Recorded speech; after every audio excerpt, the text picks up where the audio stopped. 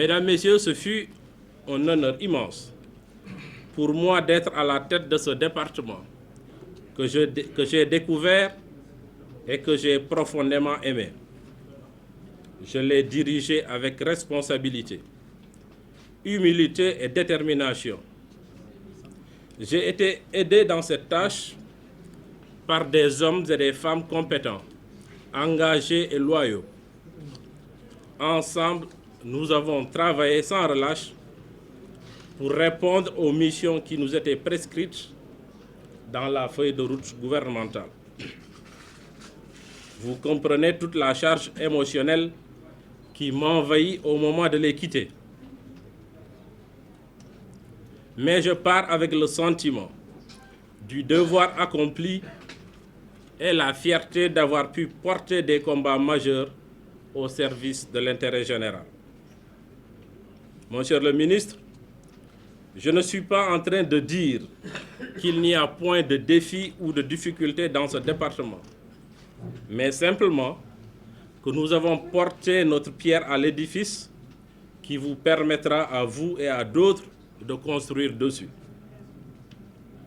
Monsieur le ministre, à la tête du département de la communication, j'ai eu à cœur d'assainir et de moderniser le secteur de la presse, confronté, je vous l'avais dit tout à l'heure, à de nombreuses difficultés. Avant de poursuivre, permettez-moi d'évoquer le rôle majeur et la collaboration exemplaire que j'ai eue avec les acteurs de la presse.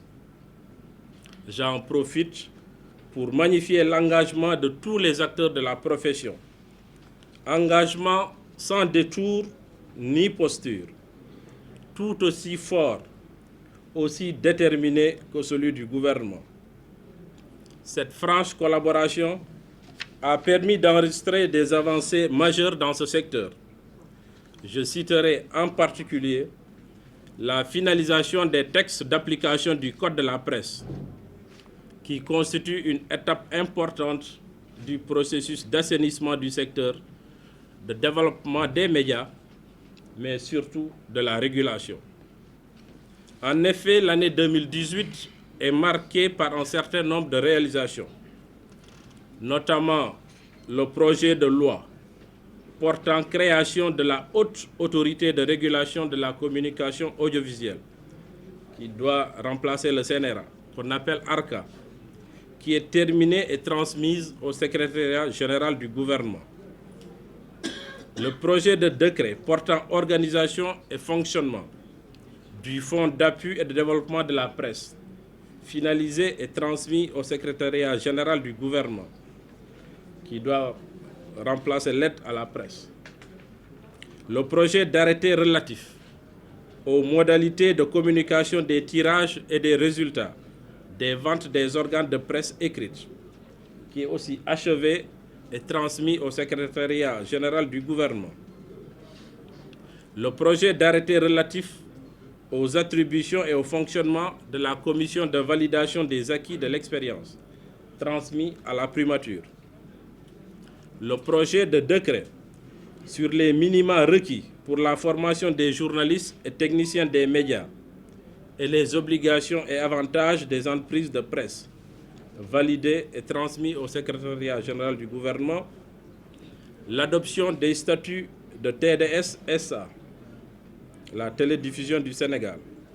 La mise en place du conseil d'administration de TDS SA. La mise en place du comité de réflexion sur le transfert du patrimoine de diffusion de la RTS à TDS SA. La restructuration de l'APS est amorcée. Enfin, le conseil d'administration de la Maison de la Presse en cours de mise en place. Monsieur le ministre, Edgar Morin disait, je cite, « À force de sacrifier l'essentiel pour l'urgence, on oublie l'urgence de l'essentiel. » Pour ma part, je me suis toujours efforcé de ne pas oublier l'urgence de l'essentiel. C'est le seul et unique conseil que je me permets de prodiguer. Mesdames, Messieurs, il est venu pour moi le temps de conclure. mais je ne pourrais le faire sans remercier du fond du cœur vous tous, agents de ce ministère, acteurs de la presse, direction, services, organisations syndicales et patronales, bien sûr les membres de mon cabinet, avec une pensée spéciale pour mes assistantes et mon directeur de cabinet, avec qui j'ai partagé beaucoup de moments de ma vie professionnelle. Merci pour la sincère et franche collaboration.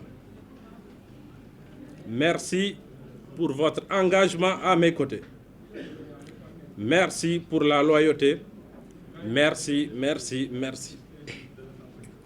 Gardez tous votre passion intacte pour la belle cause du département et du Sénégal.